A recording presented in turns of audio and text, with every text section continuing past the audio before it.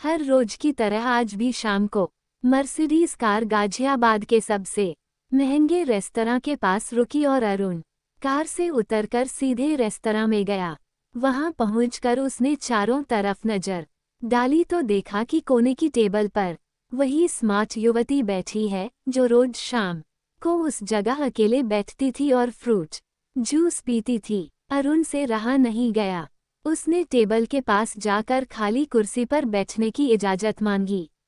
इजाजत लेने के बाद अरुण कुर्सी पर बैठ जाता है और इससे पहले कोई बातचीत होती अरुण ने उस महिला को ड्रिंक ऑफर किया, लेकिन महिला ने ड्रिंक लेने से इनकार किया। अरुण को समझते देर नहीं लगी कि युवती विदेश में सेटल्ड है। अरुण उस युवती का नाम जानना चाह रहा था। युवती ने बात आगे बढ़ाई और बोली, मैं यूएसए में सेटल्ड हूँ। वहाँ ड्रिंक्स हर मौके पर ऑफर करना और पीना आम बात है, लेकिन अल्कोहल से सख्त नफरत करती हूँ। उसके बाद मैंने उसका नाम पूछा तो उसने कहा कि नाम जानकर क्या कीजिएगा। मैं कुछ महीनों के लिए इंडिया आई हूँ और थोड़े दिनों बाद वापस चली जाऊंगी। शाम को यहाँ आती हूँ रिलैक्स होने के लिए। क्या इतना जानना आपके लिए काफ़ी नहीं है? युवती ने जवाब दिया और अपनी घड़ी देखकर उठने लगी। तभी अरुण ने कुछ देर और बैठने लिए कहा। मॉडर्न तरीके से साड़ी में लिपटी हुई उस युवती ने कुछ सोचा फिर बैठ गई और अपना नाम शिल्पा बताया और वो एनआरआई थी। एक टीम के साथ इंडिया घूमने आई थी। यहाँ पर उसके चाचा रहते हैं जिनसे वो मिलने आई है। उसके पेरेंट्स वर्षों पहले यूएसए शिफ्ट कर गए थे। वहाँ पर वे सरकारी स्कूल में टीचर थे। इतना कहकर उसने फिर चलने की बात कही तो अरुण उसे चाचा के घर छोड़ने की बात करता है। तभी शिल्पा घबरा जाती है। तभी अरुण कहता है कि आप मुझ पर विश्वास कर सकते हैं और यकीन ना हो तो अपने चाचा से इजाज़त ले लीजिए। उनसे कहिए कि सुपर इंडस्ट्रीज के मालिक की गाड़ी से घर आ रही हूँ। सुपर इंडस्ट्रीज गाजियाबाद और पूरे प्रदेश में प्रसिद्ध है। शिल्पा ने उससे विजिटिंग कार्ड मांगा, उसे देखा फिर पर्स में रखा और उसके साथ चलने को राजी हो गई। गाड़ी में बैठते वक्त अरुण अत्यधिक विचलित सा था। पता नहीं क्यों एक अनजान युवती को वह अपना समझने लगा था। शायद युवती के आकर्षक व्यक्तित्व व अंदाज से प्रभावित हो गया था। गाड़ी में अरुण ने पारिवारिक बातें छेड़ी और अपने परिवार और बिजनेस के बारे में बताता है। गाड़ी तो चल पड़ी, लेकिन जाना कहाँ है अरुण को मालूम नहीं था। अरुण ने शिल्पा से पूछा, कहाँ जाना है? सेक्टर 5, शिल्पा का संक्षिप्त जवाब था। फिर अरुण चाचा के बारे में पूछा। तभी शिल्पा ने बताया कि वो इरिगेशन डिपार्टमेंट में जॉब करते हैं और गाजियाबाद में उनका फ्लैट है। गाड़ी रोकिए, मेरा घर पास ही है, शिल्पा ने कहा। अरुण ने बड़ी विनम्रता से कहा, चलिए घर तक छोड़ देता हूँ। नहीं ठीक है, अब मैं खुद चली जाऊंगी, शिल्पा का जवाब था। फिर मिलने की बात नहीं हो पाई। शिल्पा कार से उतरकर रोड क्रॉस करके गायब हो गई। अरुण उदास सा होकर अपने घर की ओर चल पड़ा। गेट पर दरबान ने विस्मय से अरुण की ओर देखा और बोला, साहब, बड़ी जल्दी घर आ गए। अरुण बिना कुछ बोले गाड़ी पार्किंग में रखकर बंगले में पहुंचा। मम्मी अपने कमरे में थीं। उसकी इकलौती लाडली छोटी बहन ड्राइंग रूम में बैठकर एक बुकलेट में हीरों का सेट देखकर पेंसिल से उन्हें टिक कर रही थी। अरुण ने पूछा, क्या देख रही हो बीनू? बीनू ने अरुण के प्रश्न का उत्तर दिए बिना कहा, भैया, आज जल्दी आ गए हो तो चलो हीरे का सेट खरीद दो। मेरा बर्थडे भी आ रहा है, वह मेरा गिफ्ट हो जाएगा। अरुण सोफे पर बैठा ही था कि हाउसमेड एप्पल जूस का केन और कुछ ड्राई फ्रूट्स लेकर आ गई। जूस पीते हुए अरुण समाचार पत्र देखने लगा और बीनू से बोला, जल्दी रेडी हो जाओ, चलो तुम्हारा सेट खरीद देता हूँ। वे डायमंड सेट खरीद कर लौट रहे थे तो बीनू ने हिम्मत जुटाकर अपने भैया से पूछा, भैया, एक सेट तो मैंने अपनी पसंद से खरीदा, लेकिन दूसरा सेट तुमने अपनी पसंद से क्यों खरीदा? अरुण के पास तुरंत कोई जवाब नहीं था, वह बस मुस्कुरा कर रह गया। बीनू को लगा कि पेरेंट्स 2 वर्षों से जिस दिन का इंतजार कर रहे थे, संभवतया वह दिन आने वाला है।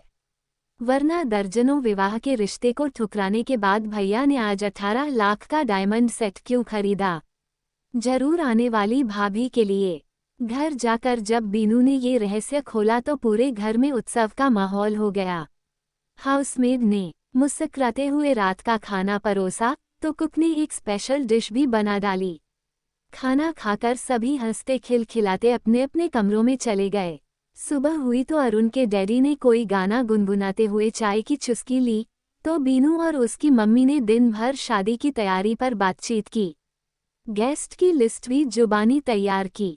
फिर वही शाम, गाजियाबाद का वही रेस्तरां।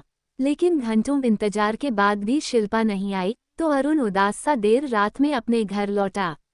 अगली शाम कुछ देर के इंतजार के बाद शिल्पा ने रेस्तरां में प्रवेश किया, तो अरुण लगभग दौड़ता हुआ उसके पास गया और पूछा, कल क्यों नहीं आई? क्या मेरे नहीं आने से आपको कोई प्रॉब्लम हुई? शिल्पा ने उल्टा सवाल किया। अरुण ने अपने दिल की बात कह डाली, मुझे तुम्हारे जैसी लड़की की तलाश थी, जो मेरे लाइफस्टाइल से मैच करे और मेरी माँ और बहन को पूरा प्यार दे सके। ये सिर्फ भारतीय मानसिकता वाली लड़की ही कर सकती है। सच कहूँ, यदि तुम्हारी शादी नहीं हुई है तो समझो मैं तुम्हें अपनी बीवी मान बैठा हूँ। शिल्पा ने प्रश्न किया, बिना पूरी तहकीकात किए इतना बड़ा फैसला कैसे ले सकते हैं? आप मेरे नाम के सिवा और कुछ भी जानते हैं? आपके बारे में भी मुझे पूरी जानकारी हासिल नहीं है। मुझे अपने पेरेंट्स की भी सलाह लेनी है। जैसे आप अपने परिवार के बारे में सोचते हैं, वैसे ही मेरे भी कुछ सपने हैं। परिवार के प्रति जवाबदेही है। और इसकी क्या गारंटी है कि शादी के बाद सब ठीक ठाक होगा? अरुण शिल्पा को अपने घर ले जाना चाह रहा था, लेकिन शिल्पा घर जाने को राजी नहीं हुई। उसका कहना था कि वह अपने चाचा के साथ उसके घर जा सकती है। कार में बैठकर अगले दिन अपने चाचा को रेस्तरां में लाने का वादा कर शिल्पा नियत मोड़ पर कार से उतर गई। अगली शाम फिर वही रेस्तरां। शिल्पा आज अत्यधिक स्मार्ट लग रही थी। साथ में एक 20-22 वर्ष का लड़का था, जिसे शिल्पा ने अपना कजिन बताया। चाचा के बारे में सफाई दी कि चाचा अचानक एक ऑफिस के काम से दिल्ली चले गए हैं। सप्ताह भर बाद लौटेंगे। अरुण चुप रहा, लेकिन शिल्पा उसके दिलो दिमाग में इस कदर छा गई थी कि वह एक कदम भी पीछे नहीं हटने को तैयार नहीं था। घर में पूरी तैयारी भी हो चुकी थी, ऐसे में उसने मौके को हाथ से जाने देने को मुनासिब नहीं समझा। शिल्पा और उसके कजिन को लेकर अरुण अपने घर पहुंच गया। बीनू और उसकी मां ने घर के दरवाजे पर आकर दोनों का स्वागत किया। बीनू शिल्पा का हाथ पकड़कर अंदर ले गई।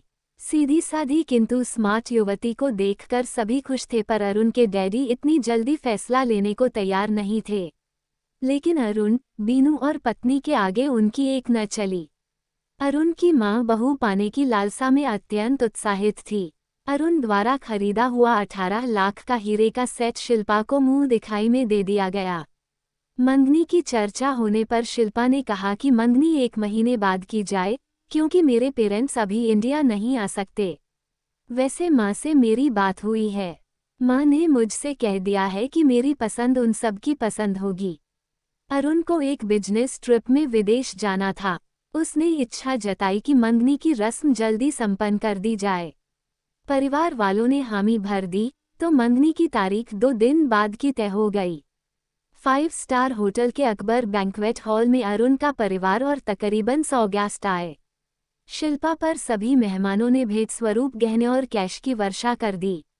अरुण ने हीरे की अंगूठी पहनाई, तो शिल्पा ने भी एक वजनदार सोने की अंगूठी अरुण को पहनाई। अरुण की मां ने फिर 25 लाख का हीरों का सेट दिया। डिनर के बाद सभी गेस्ट बधाई देते हुए एक एक करके विदा हो गए, तो दस्तूर के अनुसार बीनू और उसकी मां ने गहनों और कैश का आकलन किया। लगभग 5 लाख कैश और 85 लाख मूल्य के गहने भेंट स्वरूप प्राप्त हुए थे। बीनू मुबारकबाद देते हुए शिल्पा से गले मिली और एक पैकेट में पैक करके गिफ्ट उसके हाथों में थमा दिया। हमेशा की तरह अरुण ने अपने ड्राइवर को शिल्पा मैडम को घर तक छोड़ने की हिदायत दी और गार्ड को भी साथ जाने का हुक्म दिया। फिर अगले दिन लंच साथ करने का ऑफर देते हुए शिल्पा को विदा किया। अगली सुबह ब्रेकफास्ट के बाद अरुण ने ऑफिस पहुंचकर जल्दी काम निपटाया। ऑफिस स्टाफ ने बधाइयां दी और मिठाई की मांग की, तो अरुण पार्टी का वादा कर शिल्पा के घर की ओर चल पड़ा। 20-25 मिनट बाद ड्राइवर ने वहां गाड़ी रोक दी जहां हर बार शिल्पा उतरती थी और अरुण से सवाल किया, अब किधर जाना है साहब? शिल्पा मैडम के घर चलो, अरुण ने ड्राइवर की ओर देखकर कहा। साहब, मैडम रोज यहीं उतर जाती थीं। कहती थीं कि लेन के अंदर कार घुमाने में प्रॉब्लम होगी, ड्राइवर ने जवाब दिया। अरे बुद्धू, तुम रोज मैडम को यहीं सड़क पर उतार देते थे। मंगनी की रात गार्ड को भी भेजा था, वो जरूर साथ गया होगा, उसे फोन लगाओ, अरुण गरजा। गार्ड बंगले की ड्यूटी पर था। उसने जवाब दिया। मैंने बहुत जिद की पर मैडम बोलती रही कि वे खुद चली जाएंगी। उनके हुक्म और जिद के आगे हमारी कुछ नहीं चली।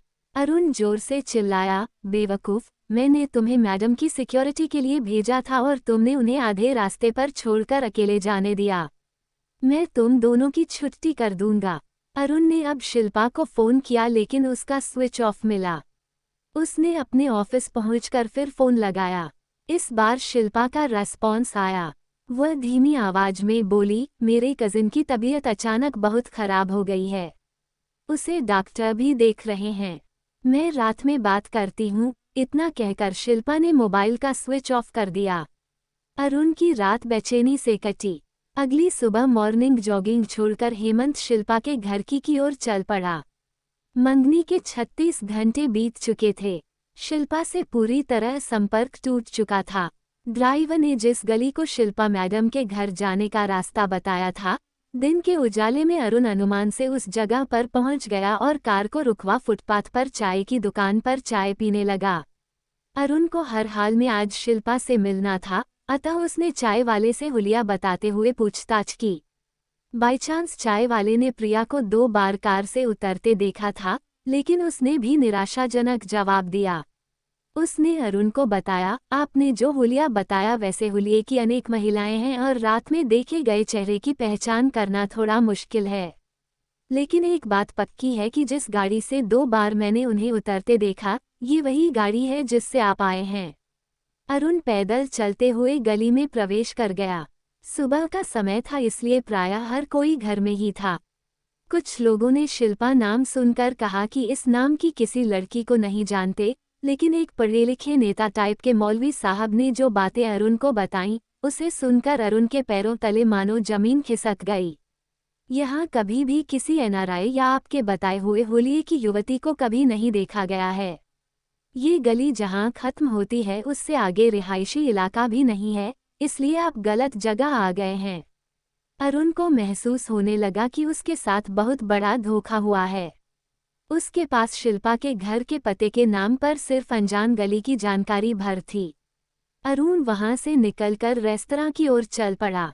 रेस्तरां में अभी साफ सफाई चल रही थी, किंतु अरुण साहब को सुबह सुबह देखकर सारा स्टाफ बाहर आ गया। अरुण को वहां जो जानकारी मिली उसने उसकी शंका को हकीकत में बदल दिया। सिक्योरिटी गार्ड ने बताया कि वे मैडम जब पहली दफा रेस्तरां आई थीं, तब उन्होंने मुझसे पूछा कि सुपर इंडस्ट्रीज वाले कौन हैं। मैंने आपकी ओर इशारा किया था। इसके बाद आप दोनों को साथ साथ निकलते देखा तो हम सब ये समझे कि आप लोग एक दूसरे को जानते हैं। अरुण सुनकर लड़खड़ा सा गया, तो स्टाफ ने मिलकर उसे संभाला। अरुण को शिल्पा का तरीका समझ में आ गया था। पूरी योजना बनाकर और एक अच्छे होमवर्क के साथ अरुण को टारगेट बनाकर उसके साथ फ्रॉड किया गया था। अरुण संभल कर कार में बैठा और घर जाकर सभी को ये कहानी सुनाई। अपने घबराए हुए बेटे को आराम की सलाह देकर अरुण के पापा सिटी एसपी के ऑफिस पहुंच गए। एसपी ने ध्यान से सारी बातें सुनी, एंगेजमेंट की तस्वीर रख ली और दूसरे दिन आने के लिए कहा। एसपी के कहने पर शिल्पा के खिलाफ एफआईआर भी दर्ज कराई गई। अगले दिन अरुण और उसके डैडी सिटी एसपी के ऑफिस पहुंचे तो उन्होंने बताया कि दिल्ली क्राइम ब्रांच से खबर मिली है कि इस सूरत की एक लड़की हिस्ट्री शीटर है। फोटो की पहचान पर दिल्ली अंतर्राष्ट्रीय हवाई अड्डे से पता चला है कि बताई गई मंगनी की तारीख के दूसरे दिन वो युवती यूएसए के लिए रवाना हो गई है। ये भी पता चला कि यह युवती बीच बीच में इंडिया आती है और अपना नाम बदलकर विभिन्न शहरों में ऐसा फ्रॉड करके सफाई से विदेश भाग जाती है। एक बार तो जयपुर में शादी रचा डाली और सारा सामान लेकर चंपत हो गई। लेकिन अब वो बच नहीं पाएगी, क्योंकि मैंने रेड अलर्ट की सिफारिश कर दी है। अगली बार इंडिया आते ही पकड़ी जाएगी। अरुण को अब ये बात समझ में आ गई कि उस युवती ने कजिन की बीमारी के नाम पर संपर्क तोड़ा और आसानी से भाग निकली। अरुण के डैडी ने एसपी साहब से पूछा कि आगे क्या होगा, तो उन्होंने कहा कि अगर लड़की पकड़ी गई तो पहचान के लिए पुलिस थाने आना होगा और केस चलने पर कोर्ट में भी आना होगा। कई तारीखों पर गवाह के रूप में आना आवश्यक होगा। इन सब से पहले तफ्तीश के समय पुलिस के सामने बयान देना होगा और अपने गवाहों के बयान भी दर्ज कराने पड़ेंगे। अरुण के डैडी ने टिप्पणी की, यानी अपने बिजनेस से टाइम निकालकर कोर्ट कचहरी और पुलिस के चक्कर लगाने होंगे। एसपी साहब ने मुस्कुरा कर कहा, ये तो कानून से जुड़ी बातें हैं, इनका पालन तो करना ही होगा। अब अरुण ने मुंह खोला और बोला, लाखों का फ्रॉड और कोर्ट कचहरी की दौड़ भी, नुकसान तो बस हमारा ही है। एसपी ने दोबारा पुलिस के संपर्क में बने रहने की बात कही और अरुण के डैडी से हाथ मिला कुर्सी से खड़े हो गए। अरुण के हिस्से में अब पछतावे और अफसोस के सिवा कुछ भी नहीं बचा था। दोस्तों, ये थी आज की कहानी। पसंद आए तो कमेंट्स, लाइक और शेयर जरूर कीजिएगा और चैनल पर नए हो तो सब्सक्राइब जरूर कीजिएगा। तो मिलते हैं एक नई कहानी के साथ। चैनल पर बने रहने के लिए बहुत बहुत धन्यवाद।